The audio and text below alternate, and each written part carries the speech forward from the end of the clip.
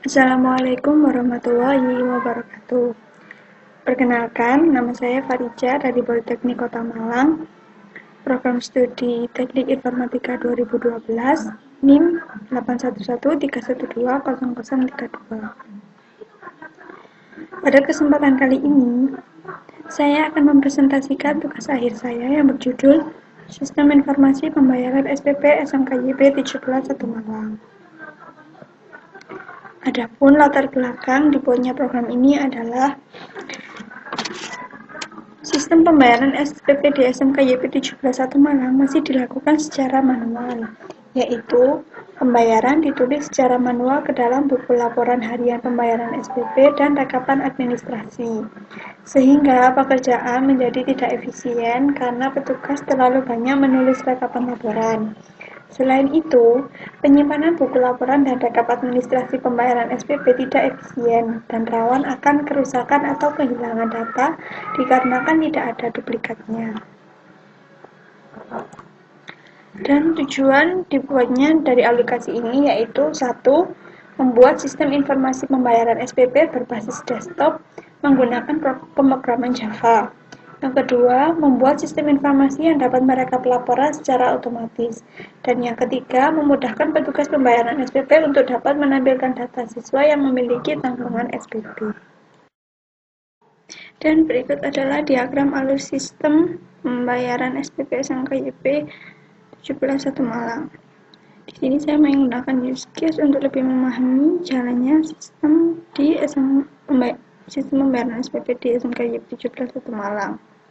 Di sini terdiri dari 3 aktor pada use case, yaitu aktor siswa, tugas SPP, dan database.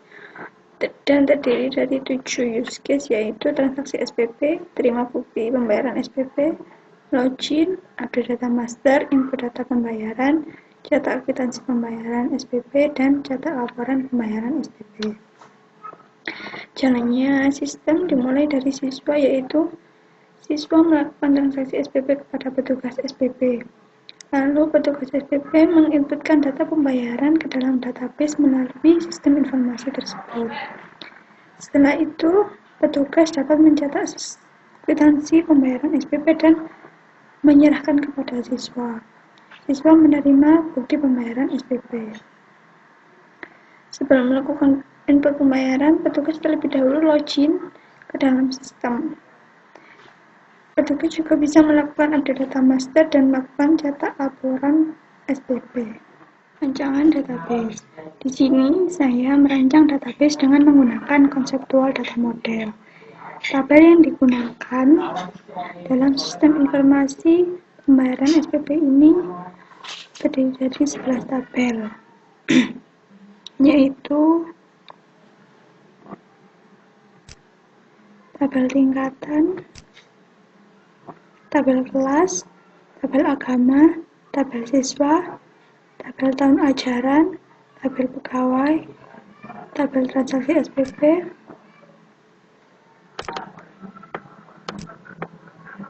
tabel user, tabel master SPP, tabel angkatan, dan tabel jurusan.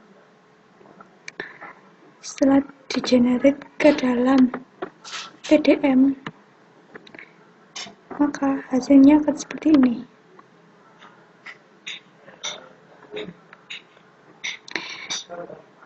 Dapat dilihat pada tabel tingkatan. Di sini tabel tingkatan tidak berubah. Dalam tabel kelas yang berubah yaitu tabel kelas mendapat tambahan atau foreign key dari jurusan berupa ID jurusan, dan dari tingkatan berupa ID tingkatan. ID tabel siswa memiliki tambahan atau foreign key dari tahun ajaran dan ID agama. Tabel transaksi mendapat tambahan atau foreign key dari ID pegawai dan ID SPP. Di tabel angkatan mendapat tambahan ID mendapat tambahan ID SPP, dan di Master SPP mendapat tambahan dari ID angkatan. Berikut ini adalah tampilan halaman home dari Sistem Informasi Pembayaran SPP SMK YP 17 Malang.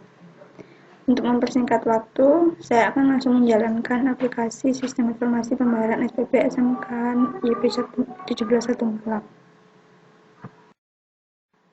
Ini adalah tampilan dari halaman home Sistem Informasi Pembayaran SPP SMK YP 17 Malang.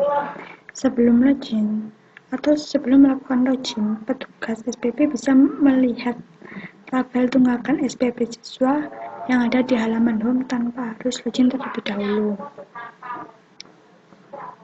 Lalu kita masuk ke halaman login. Di sini username memakai nama admin dan password admin. Jika benar, maka akan masuk ke halaman home lagi. Namun, menu-menu yang lain sudah bisa dapat diakses. Pada sistem informasi pembayaran SPP ini terdiri dari menu-menu sebagai berikut, yaitu file, transaksi, master data, laporan, kelas, dan maintenance. Langsung saja kita ke menu transaksi pada submenu transaksi SPP. Di sini terdapat form untuk menginputkan data siswa yang akan melakukan transaksi SPP. Dan di bawah ini terdapat tabel di mana tabel ini menampilkan data-data siswa yang sudah melakukan transaksi SPP kepada petugas SPP. Langsung saja kita menginputkan nomor induk siswa yang akan membayar SPP.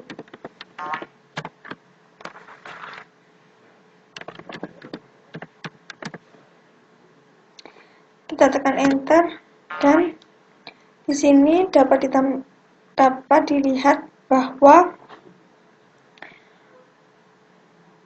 atas nama Aprian Fazarstein sudah melakukan transaksi SPP sampai bulan Oktober.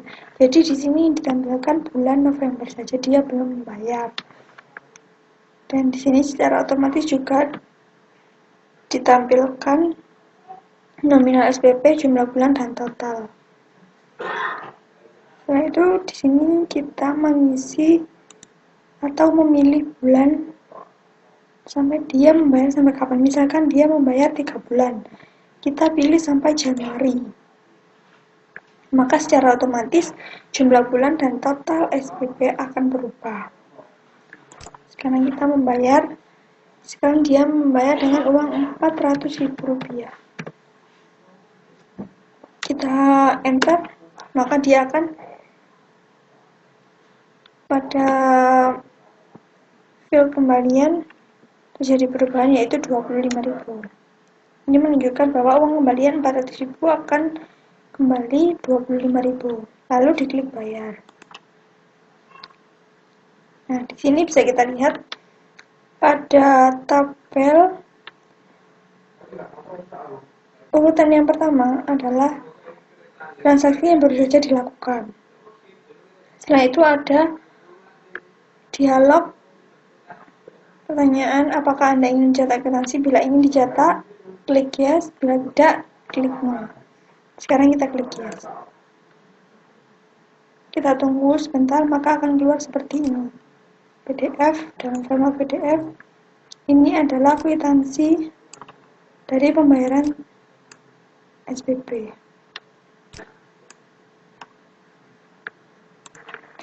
Sekarang kita ke menu tunggakan SPP. Di sini terlihat data-data siswa yang masih memiliki tanggungan SPP. Di sini juga tersedia fitur untuk mencari berdasarkan kelas dan jurusan. Misalkan kita memilih kelas, maka di kolom yang kedua ini terdapat beberapa kelas yang sudah diatur sebelumnya di menu kelas. Kita pilih kelas TPM. Maka di sini muncul data siswa dari kelas TPM yang masih memiliki tunggakan SPP. Kalau kita klik cetak tunggakan SPP,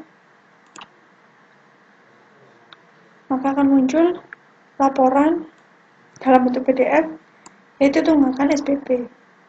Tunggakan SPP ini dihitung per harinya.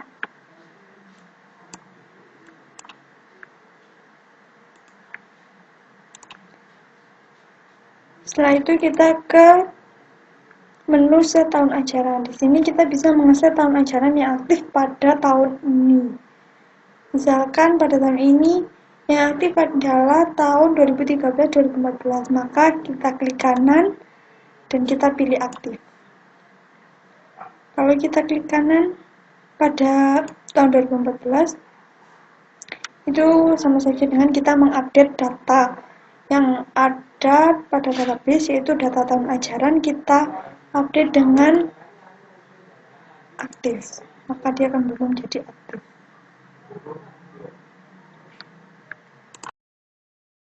Sekarang kita ke menu yang kedua, yaitu menu master data. Di sini terdapat 3 submenu, yaitu master data siswa, master data kelas, dan set pembayaran. Kita langsung ke master data siswa. Di sini terdapat form untuk menginputkan data siswa dan terdapat tabel yang menampilkan data siswa yang ada di SMKYP 17 1 Malang. Misalkan kita memasukkan nomor induk siswa.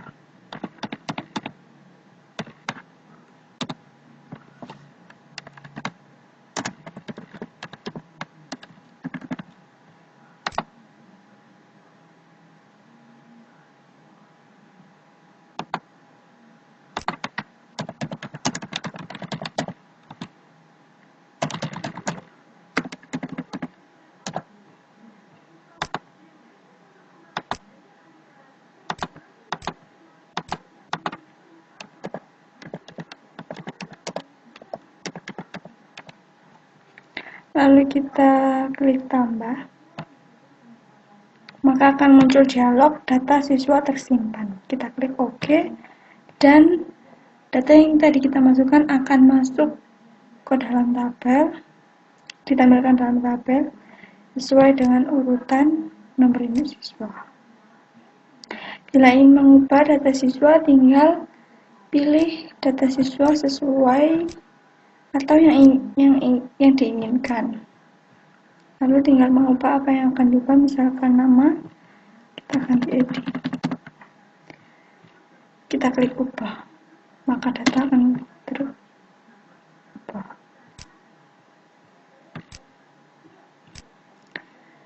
Lalu kita ke master data kelas. Di sini mengatur kelas-kelas yang ada di SMKYP 17 1 Malang.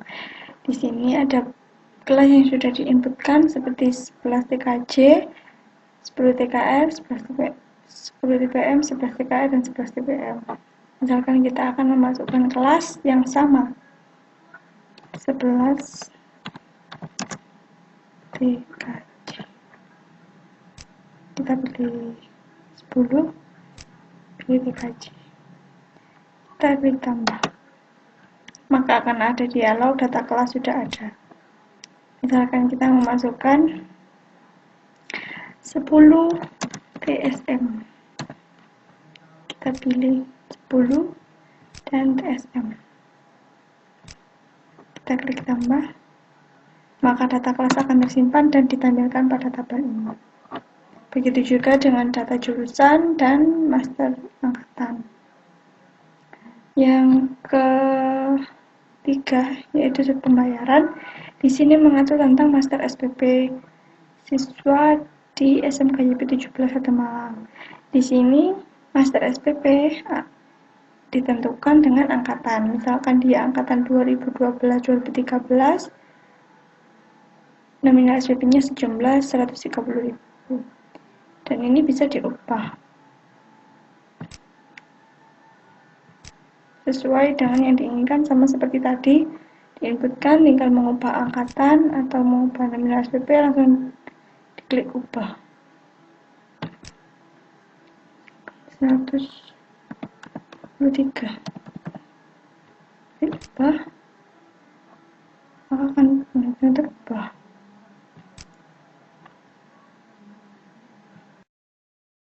Selanjutnya kita akan menu laporan. Di sini terdapat form untuk mengisi tanggal laporan yang akan diinginkan, dan di sini terdapat tabel transaksi di mana di sini memuat data tentang transaksi yang sudah dilakukan. Sekarang kita pilih tanggal yang diinginkan, misalkan tanggal 1 Januari sampai tanggal 30. Kita klik tombol cari, maka di sini akan muncul data SPP yang tanggal pembayarannya dimulai tanggal 1 sampai tanggal 30 Januari. Lalu kita klik ekspor. Kita tunggu sebentar, maka dia akan diekspor ke dalam PDF, dan ini tampilan dari laporan per bulannya. Dan menu yang terakhir adalah maintenance, yaitu menu backup dan restore. Di sini digunakan untuk membackup data dan merestore data. Misalkan kita pilih direktorinya,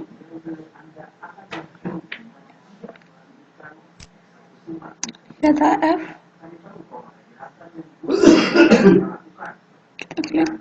kita klik backup. Proses backup selesai. Kalau maintenance restore, pilih restore, maka akan selesai. Di sini proses restore berjalan dengan sangat lama.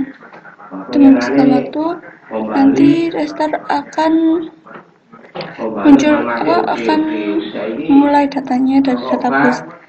Sekian presentasi dari saya. Apabila ada kurangnya, saya mohon maaf. Wassalamualaikum warahmatullahi wabarakatuh.